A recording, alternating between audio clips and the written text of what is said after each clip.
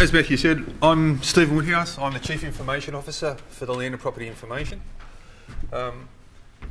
What I wanted to talk to you about today was tell you about our journey with Sophia and what we've done. So I'm going to just do a bit of context around what LPI is, what it does, how it fits, some idea of the objectives, what we were trying to achieve, how and why, and some of the outcomes of those, some of the lessons learnt along the way, some of the things we're doing now, some of the things we plan on doing in the future with Sophia. Happy to have discussions or questions as we go through, or we can leave it all to the end. I really don't mind. It depends how interactive you want to get. Just so to get some context around LPI and what it does and what I do within LPI. So Land and Property Information is a concatenation of organisations over a period of time. But in reality, there is three basic things that it does about a parcel of land or a property, etc. The spatial information, so where it is, its shape, its size, features, things like that. The titling information, so who owns it, what encumbrances or how other people that have interests on it, etc. And the valuation system that is used by rating and taxes, so that's how your rates or your land tax, etc. gets done. And they're the three basic things that LPI does. LPI only deals with information.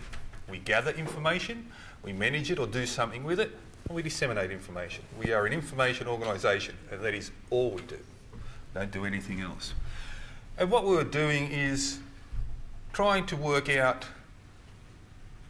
where we were going and what we were doing. So I did a strategic plan for IT, and I wanted to turn IT from a traditional IT environment, very stovepiped, etc., into a services organisation. Simon talked about the marketing component and how IBM, etc., does all that market. Well, I wanted us to operate as a service organisation within LPI.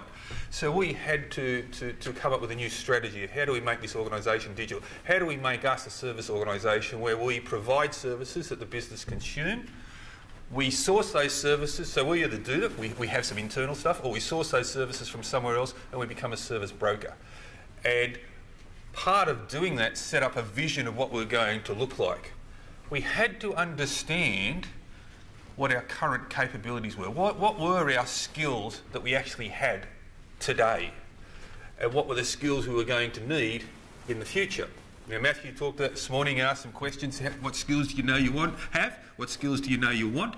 Well, that's what we went through, and that's what all this work we use Sophia for to get to, is to what are we going to need in the future and how are we going to do that? I can't even look at my own slide deck here. No, just interrupt, sorry. I'll talk on that. No. Technical glitch here.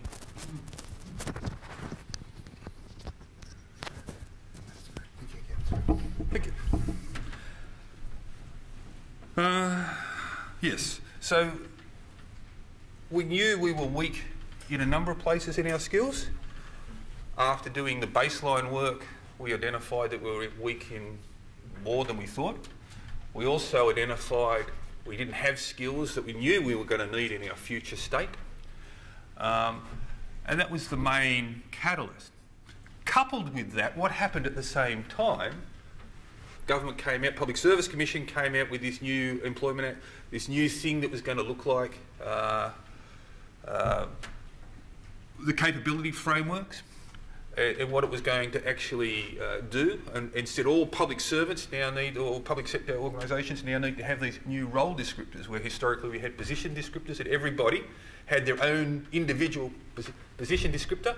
Now we were going to have role descriptors that covered numbers of people in the same role, and people would become more mobile and they could move around within organisations or across organisations within the public sector, etc. And the PSC came out with this framework, and these are the soft skills that they had. There's 5 levels within those soft skills, and they said every public servant is going to have a role descriptor, and these soft skills are going to be described in there. But for IT, where is it? I can't see it. Ah, there it is. For IT, they said, we'll bring in these Sophia skills as well, and they came up with some generic role descriptors and put some of those skills in it. Doesn't mean us as an organisation have to stick with them, but we use those as our foundation of how we build up our role descriptors of what we wanted to do. So we had these two drivers for us to go down this Sophia path. PSC driving us from one side, our desire and our strategy of where we wanted to go and how we're going to build our organisation on the other side. Very nice. So what did we do? We engaged with a partner to help us do this, and this is where ADAPS gets their plug into the whole thing, and well done, Simon. We engaged with a partner to help us down this, and the whole thing, I guess in a nutshell, and I'll pull it apart, but the whole thing about this was some education for the whole of the organisation. The Board of Management, and I sit on the Board of Management, but the Board of Management had to be educated about what this was, why we were doing this, what this actually meant. Our staff had no idea what this was, and the rumour and innuendo that went around this and what this actually was trying to do and what we're going to try and do with it. The initial response I had from our staff when we started to go down this path was I was using this as a tool to get rid of everybody, to sack them all. And that is the furthest from the truth you can get, because it was the exact opposite. We were trying to understand what their skills were, what we needed in the future, and how can we develop that up to achieve what we needed into the future. So there's a couple of things went on there. I'm going to have to look at that one because I can't read that without my glasses. Initially we did some risk workshops, some benefits. We wanted to work out, there's some risks doing this. What are those risks? What are the benefits? How do we mitigate the risks? A whole bunch of work that went on there. Relatively simple work, but we understood, to give us an understanding of what the environment was like and what we're trying to achieve. The communications, and I cannot highlight enough, this is the critical component of making this all come together initially, is the communications. The executive overview, making sure that the executive understood what we were doing, why we were doing it, what is this for. Making sure that our people understood why we were doing it, what we're going to use it for, what it's going to achieve, what Sophia actually is. I had those books that you've got in your bag there, it was version 5, but I had those printed, and every staff member got one of those books to try and educate them a little bit about what Sophia was. So we built up a communication strategy and plan about how we were going to communicate all of this stuff. We built our message house, which is down there. That's the messages we're trying to give.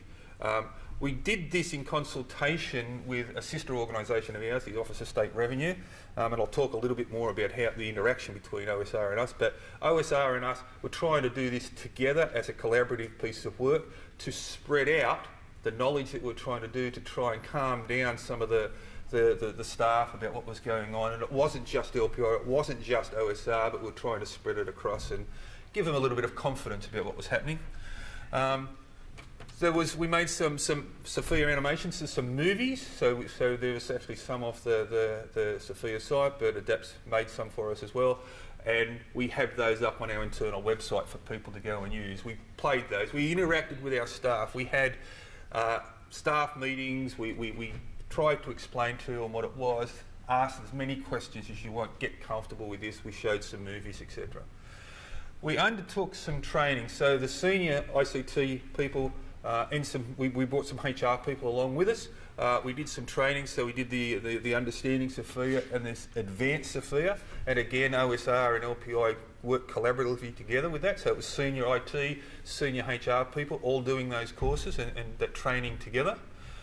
We then did some training for our team leaders or our people managers about what it was we're trying to achieve and how we're going to approach it and what it actually meant into the future.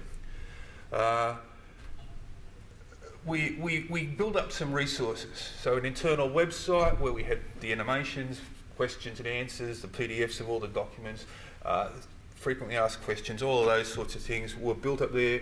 We had a generic email address, Sophia at LPI, that people could email to, which I monitored and my team monitored, and we would answer questions for anybody that was asking questions, irrespective of what that question was.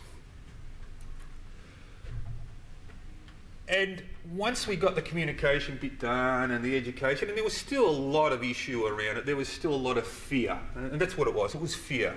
People didn't understand what it was. So we moved into this self-assessment part, which was facilitated by ADAPS. Second plug for you there. It was an online self-assessment component. And people went on and they did their self-assessment based on the whole Sophia framework and where they thought they had skills. We then, after all those self-assessments were done, we don't have the numbers, maybe on the next slide. After all those self-assessments were done, every staff member that participated had a one-on-one interview with a consultant to validate those skills, to talk through those skills, etc. And I'll just point out here, this was not just ICT people. This included project managers out of the business as well. And this included project managers out of the business as well. And we brought those into it to get an understanding for them and give that information back to the business folk. And the whole process was trying to get a baseline of what the skills that we currently had in our organisation was. Each person got a nice Sophia certificate that said these are your skills on this date, and whilst that was nice for them to get, I think there's still a lot of education to go around what that actually means. There's still quite a number of people that says this is my skills. Now that was done 12 months ago or whatever it was done. Now that's not true. That is not their skills today, because I'm hoping their skills have evolved and changed and something's happened. So that is not their skills. That was that point in time, their skills. And that a bit of an education still needs to go on there. But we got out of that some database of at that point in time, this was our skill base. These were the skills at these levels that we believed we had in our organisation. And we knew, or we believed we knew, what we needed in the future, and now we had a gap that we could work with. And that, for us, was extremely important. Some of the graphs and stuff, and so you would have seen a lot of this stuff from a much bigger picture in Simon's presentation this morning. But again, if you look down at this bottom one here, again, what people thought they had and what people ended up validating they had, a bit of a gap, bit of a difference. So people obviously think they have more than reality they have there. I will make a comment with this initial baseline component, and this is not a criticism in any way, but part of what happens here is I've made the observation that people that have a better communication skill, can express them better, can present better, can end up with a higher skill level than the next person who I know has the same skill and experience but can't express that. So this baseline is exactly that. It's just a starting point, and it's just somewhere for us to start from. It is not definitive in any way. What we are going to do, and we'll talk about it a little bit later in this presentation, is over time we'll build it up so we have a much more accurate view of our skill level at any one point in time in our organisation.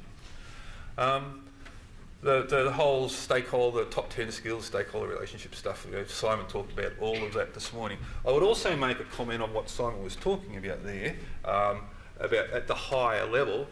I get, maybe I'm wrong, but I get the perception from the people I'm talking to that they have a perception that the skills are tied to the hierarchy. I should have, I'm the CIO, I should have all these level 7 skills, and my architect sitting over there, he's in the structure lower than me, so his skills all need to be 5s or 6s. Now that is not true, and it shouldn't be like that. The reality is, my skills need to be in a leadership space, but what do I know about Java development? Nothing. So I don't have any skills there. But I would expect my key Java developer to have 6s or 7s in that space. So there's still a perception by people that their skills are tied to their position in the organisational hierarchy, and that needs to be changed as well. So, our initial learnings, what do we find out? What do we do? 129 people have 131. The reason we didn't get 131 is one person was on maternity leave and one person was on long service leave. So we would have had 100% had they been there, and they have since been done. So not only have they been done, any new people coming into the organisation have been done as well. So we are keeping this up to date and we are keeping track of all of this. At average, the self-assessment is 13.2 skills. I think that lined up with the numbers you were talking about this morning, Simon. After validation, so everybody that did the self-assessment did the validation. I might point out I made this not optional for people. You know, they had to do it, sort of thing. It came out with an average of 8.2, which again I think is the number that Simon was talking about this morning. So we're average. So on some of the analysis, influence levels lower than average, so within our organisation, and again this is tied back to people's perception of hierarchy and how much influence they have or should have, etc., and how it actually works. Tied back to concatenation of organisations, tied back to just some of the way the organisational culture works and a whole bunch of things going on there. So the lack of skills at level 6, setting standards, and this is my comment about where people think and should and where they're being developed, and I would make the comment over time they haven't been developed, so they haven't been given opportunity to actually get and exercise and participate and build these skills.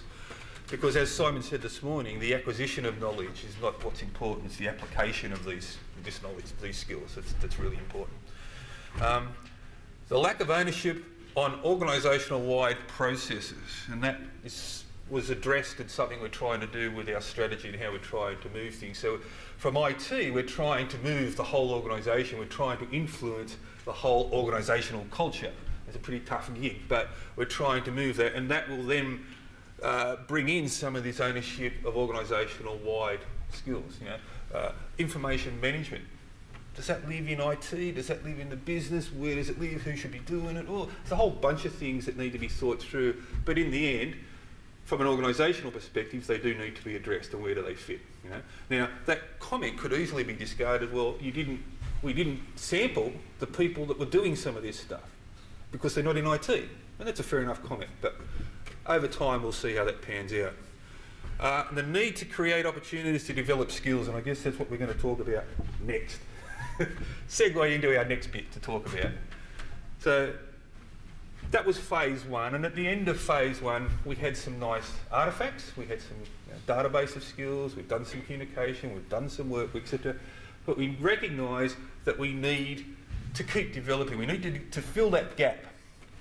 And part of filling that gap is development of our staff, but it was also a restructure. We're restructuring ICT because we needed to get a new structure from this traditional stovepipe to a flatter, more streamlined, that allowed for the movement from having a whole bunch of system administrators there playing with bits of tin to we're consuming a service out of AWS. I still need system administrators, I still need things to happen there, but I don't need people to play with bits of tin anymore. So there's that movement of skills from one place to another, or enhancing some skills and not necessarily worrying about others. So we needed to do that. Part of what also is going on here is within DFSI, so LPI is part of that DFSI cluster, the performance management component was coming into play. So we sort of made a decision that we've got to bring performance management in, we've got to have a bit of a carrot and a stick here. We have to do it, but let's make people want to participate in this.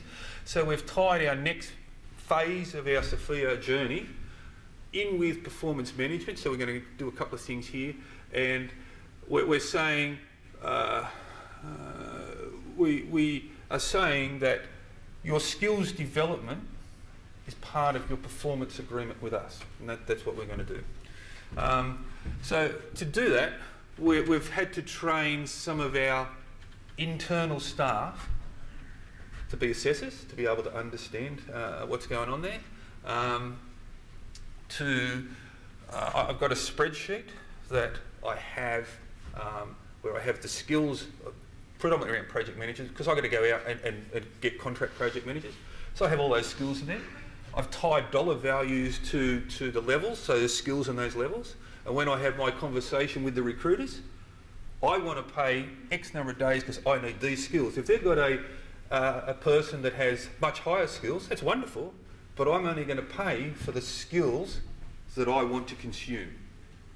So now I have arguments with recruiters about the value of X number of dollars a day for these people because I only want to pay for skills, etc. As I said, we assess and validate new starters, new people are coming into the organisation, adds to our baseline, also gives us a much better understanding of where our skills are. We've created and creating some CBT modules, and I guess we'll talk about this bit, which is what we're doing now, and that's the communities of practice. We made the decision that we needed to develop our staff. We need to have a place where people can apply or get the opportunity to apply their learning. So they may have done a course, they may have done something at university, but they have no practical application of that skill. So we're creating communities of practice where our senior people can mentor and give the junior people opportunity to develop those skills. So those senior people are the ones we've trained as assessors, but they're also the mentors, and they're going to help these younger people out. We've created a nice website where people can participate. There will be resources there for them to use. There'll be discussion boards. There'll be things up there for the community of practice to actually work with. The senior people, so we've got one of these for strategy and architecture. We base it at the highest level in Sophia 5, but at the highest level. So there's one for strategy and architecture. The mentor, the lead mentor in that is our enterprise architect, and he will help other people that want to get into architecture or do a small part of architecture as their current role. And they may have been assessed down at level 4 or something like that, and they want to move up. So they need to get that opportunity. The mentor can help them get that opportunity. We have made the decision to have these people be able to assess, because what we want to try and do is allow these staff to be reassessed over time. And we're putting in a fairly stringent way of making that happen. But in the end, what they will do is they have the opportunity to be reassessed, which ties back to their performance management, their performance contract with us, of what they're going to do. So to get a reassessment, if I want to get reassessed on something, I would have to have my manager support that reassessment to say, yes, this person is doing these things that they're saying they're doing. The person needs to create a little presentation, a little portfolio that can justify or collaborate what they've been doing and present that to the assessors. And I also made the decision I'm going to have 2 assessors sit there. One's going to assess what's actually going on, and the other ones can do that partly, but they're also assessing the whole process and making sure the process is actually working as well. Because I want a level of confidence that my database of my skills is as close to as accurate as I can get it. So over time, it will build up that accuracy. Because my expectation is as we move from what we are today to what we'll be as a service business in the future, the skills are all going to change. And we need to be able to measure that, we need to be able to monitor that, we need to be able to understand where we're lacking and what we need to do to achieve that. So part of this, we've made up, again, CBT, there's some online training stuff that goes up there for the assessors, for the people participating. People will get continuing development points for participating, so they'll get some points for the online questions and answers. They'll get some points for writing a white paper. They'll get points for attending a conference, something like this, etc. As part of their performance agreements, they will have to get X number of points. And it's going to be different because people will get different points for different things. So someone at the bottom of the organisation will actually have a small number, which they could probably accrue just by asking questions on them. My enterprise architect is going to have a much larger number, and he's going to have to get his points by writing white papers, participating, doing presentations, all of those sorts of things. Or mentoring, he might get points for mentoring people. You know? If he's successfully mentoring people, he's going to get some recognition and points for doing that. So that's what we're doing in this community of practice. So we've set up 4 communities of practice, again in Sophia 5 of those 4 high-level ones that are of interest to us. And that's all going live, and we're actually starting to do all of that now. And we'll see, I guess, over time, because we haven't brought the performance management bit in just yet, that happens next month. We'll see how that all ties together with any luck. see what happens. Some of the new journeys into the future. As I said right at the start, we brought HR along with us to all the training and the stuff to start with. We interacted with OSR. So into the future, further integration with the HR processes. So definitely, PSC said we've got to have new role descriptors. We're doing our restructure, which starts, it's all been signed off now. We start recruiting next month. All those role descriptors will go out with a Sophia component to it. And then the development component, part of my performance, part of our whole development strategy. Some of the stuff that was talked about this morning, and what came to my mind was we spend, as an organisation, probably 80% of our resource and effort maintaining BAU, and only 20% of our time and effort going forward with something, unless there is a change, something changes that changes that. Our restructure, our PSC, are probably our biggest changes. This is where we want to move to. So we're putting more effort into the change component than the BAU component. But the development and the career planning is what this is driving for all our staff. That's the message we give them. This is not about getting rid of them or beating them up or doing anything. This is about their personal development, their career planning. And I acknowledge their career may not be in this organisation. It may be outside this organisation. But from a public sector perspective, that now should be transportable across any organisation, whether they're in LPI or OSR or anywhere else. It should be transportable because it all should be the same. You know, we should be able to measure it. The project management component, as I've already said, I have ongoing discussion with recruiters because I bring in project management to do most of that. But having project managers that can sit down when they're building up their work breakdown structures and say, I need these resources, be able to go to our database and say, you haven't got those resources, I'll go outside and get them, or yes you have, where are they? And now it becomes a scheduling component. That whole getting the project managers to use the skills that we know we've got, so having some confidence in that skills database. Expansion with, so as I said, the work we've done with OSR was hinged on our intent to share resources or to share opportunities. So if OSR needed a skill set that we had, we were hoping we could have this opportunity where we could share that over, or we had some staff that we wanted to develop in a space that we weren't doing anything in, but OSR were, that we could get that interaction to happen and we could get some sharing, and the other way around as well, so OSR does. OSR again is in the DFSI cluster, so sort of sister organisations. We want to expand our community of practices. We want to integrate, get more business people involved in a lot of this stuff. Yeah? Project management isn't an IT skill, it's a across the board skill, as is information management, as is a whole bunch of things. They're not confined to IT. And we want to expand this across the organisation and get all input and participation from a whole bunch of other people. We want to share some capabilities. So we'll see how this evolves and what actually goes on there, but that's the intent of what we want to do. We're reaching the end. I just want to, I guess, make some other comments about what was talked about this morning. Is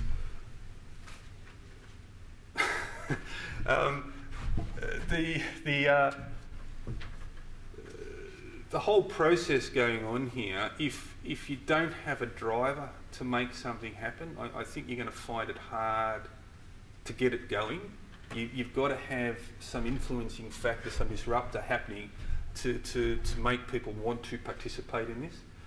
The critical component of doing all this is the communication, the education, and even after everything we have done, I still have people that are fearful and believe I am doing this to get rid of them.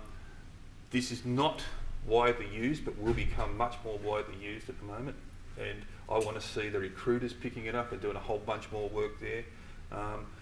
And I want to see, if the PSC comment around people becoming portable because of this and because of what they've done with their framework is to really come to reality, we need to change, in the public sector at least, some of the way we do things to make this board portable, because this describes And it is subjective, but it describes people's experiences and skills. Anyway, we've got a few more minutes for questions or discussion if you want. Happy to do that if people want to participate. How are you going to measure that it's successful? Excellent question. How do you measure? And at the moment I can't come up with a definitive measure, but I can come up with some soft measures about how successful it is.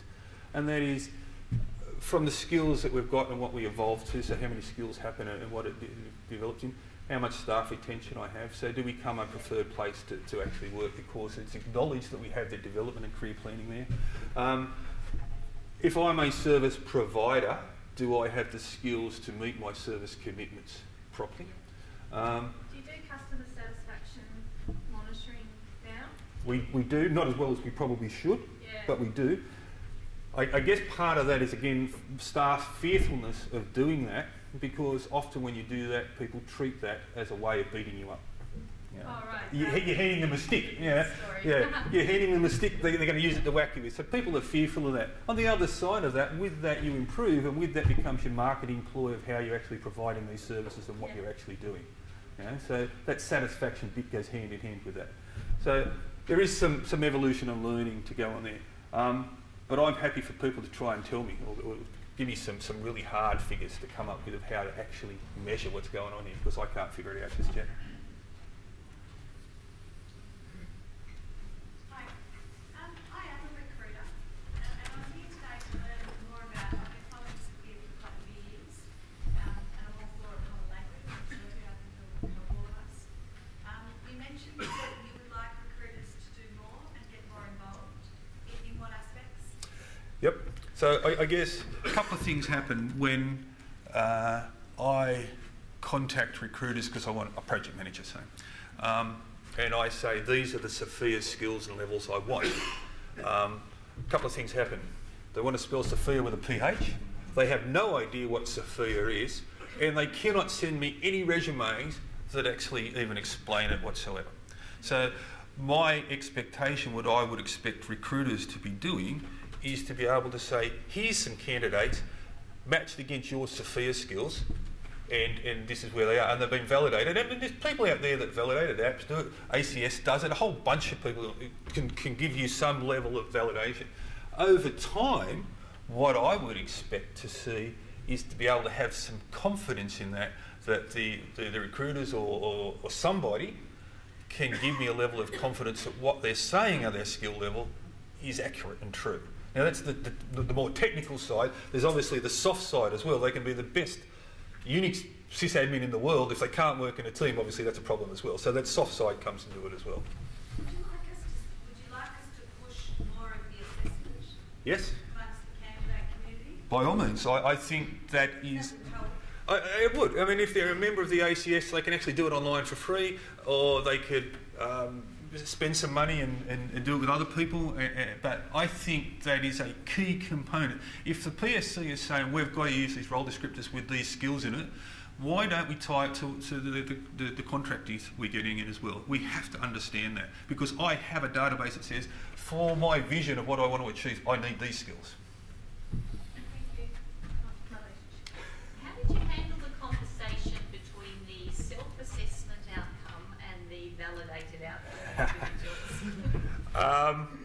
Different people, different ways of doing that. And you are right that there were some people that did a self-assessment with, I don't know, they ended up with more than 20 skills, and went into that validation component and wanted to argue black and blue with these two guys about what skills they actually had and what they should get. And that came down to an education and a misunderstanding of what it is. If you look at the PSC role descriptors or our role descriptors, they don't have...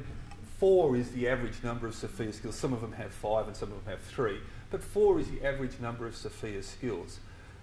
The reality is that saying I've got 20 Sophia skills, it doesn't quite gel, it doesn't quite work. I think I ended up with 6. I did it as well. And, you know, Simon did mine, and I think my validation, my self-assessment came up at 6 or 7, and I ended up with 6 or 7. You know, you've got to be a little bit realistic about it. If I did, Java development 10 years ago, and I've not touched it since, it's not a skill. So So having that conversation, most people could accept that. Some people couldn't accept that. In the end, we had to agree to disagree, but we'll go from there.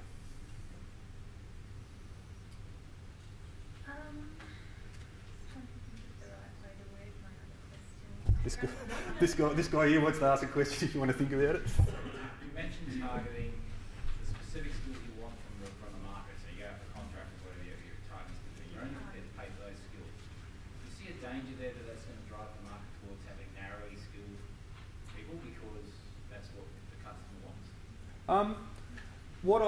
There's going to be a shift or a correction in the rates that are being charged, etc. What I'm saying is, if I need a project manager and I want them to manage this project and I'm expecting Sophia levels 5, I put a value to that. Now, and I interviewed 4 yesterday, and one of them I would have put at a 7. He was a program manager, but my requirement is for a 5. That's all I'm willing to pay. If he wants to come on at that rate, wonderful. If he doesn't, that's fine. But I intend to pay for what I need, not what the recruiter wants to give me or what that person thinks they're worth. And he's worth what he's asking for. Don't get me wrong, he was very, very good. But it's not what I want, so it's not what I'm willing to pay for. And then, as I said, this whole soft side as well comes into it as well. They can be, if he was the best program manager in the world, that's fine. If he couldn't talk to people, obviously we couldn't be program manager, but it becomes a problem. So the soft side comes in as well. So, but will it narrow the market? I don't think it will narrow the market, but it's certainly going to create a shift in the rates and how people set rates, etc. Questions going all over the place now. Thanks for the presentation, it's really interesting. What does the business case look like when you presented it to your senior managers? Like, generally, it's either more revenue or greater efficiency, which means Sure. lower operational costs, I guess, which sometimes translates into headcount reduction. That's probably why people are worried. Sure. But, you obviously need to secure funds to allocate time and internal resources, engage vendors and so on to do this work over a period of time, and then you've got to produce some return on that investment. So what is that return on the investment?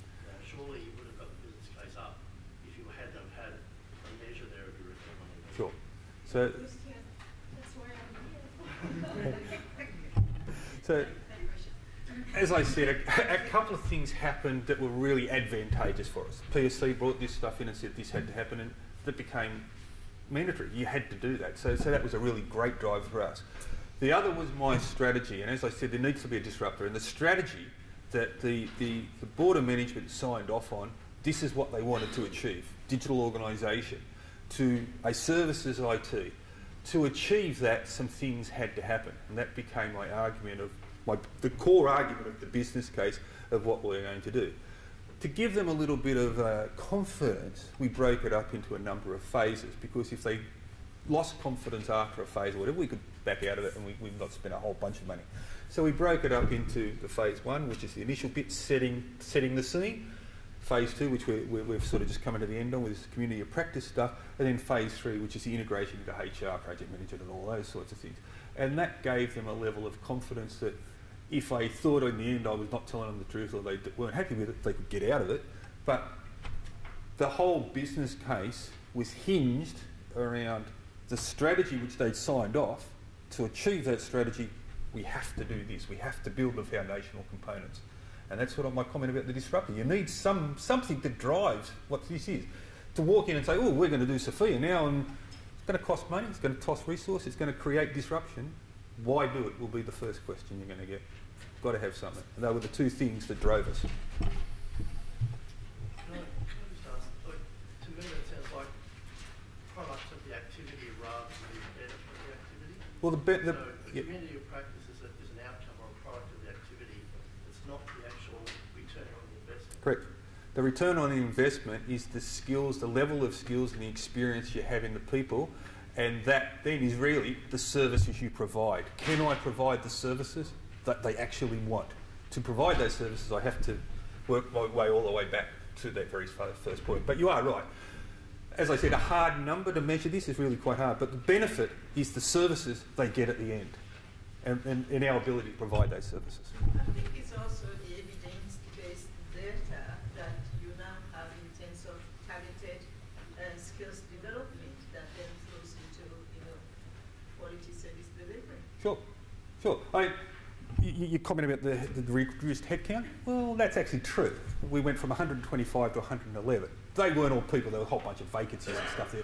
On the floor today, I think I've got 98 or 99 or something. But technically, the headcount did shrink. But our whole structure, we restructured ICT, and the whole time's up.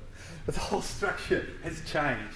So the whole bunch of things going on there. Happy to talk to folk afterwards or whatever, if you like. But the lady here's telling me my time's up, so I've got to go. Thank you very much.